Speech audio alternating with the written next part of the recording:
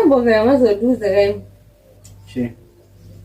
Koma kana ndandera mukadzi wenyuyo. Ainetsa uye. Ndigone aingoti ndatadza. Zvacho ndaitadza una ruzivo chini. Uzoti nyaya yakanyanyonetsa. Ainditi uri kukasika kusvika. Ndokasika kusvika. Kuti sandizvo ere zvekuti zvinotonzi zvacho zvinotenderwa kana kuti zvakanaka zvekuti munhu uchingopedza basa wobva wanaka kuba street. Bvanda uri kuona zvakaitika ndizvo aingoramba chinditi ukasika kusvika. Bvanda takakuti nonokei ndakusvika kuma6. Varamba chingoti uri kukasika kusvika. Ndodi. Saka ndakazopedzera manje ndakupota ndichimbomiramira mumatakishop umu.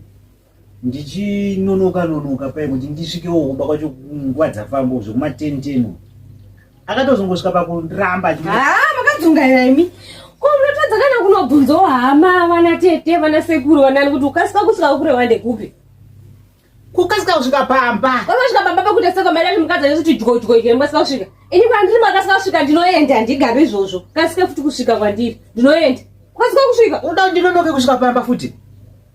Aiwa kana uchienda ndinonoke ndonohwanda uko ndichitadza kuti muri kasika kusvika inini manje unoda kundisvika pamba manheru inini kusvika pamba manheru kuita seiko aiwa endawo nyamuna nokasika kusvika nai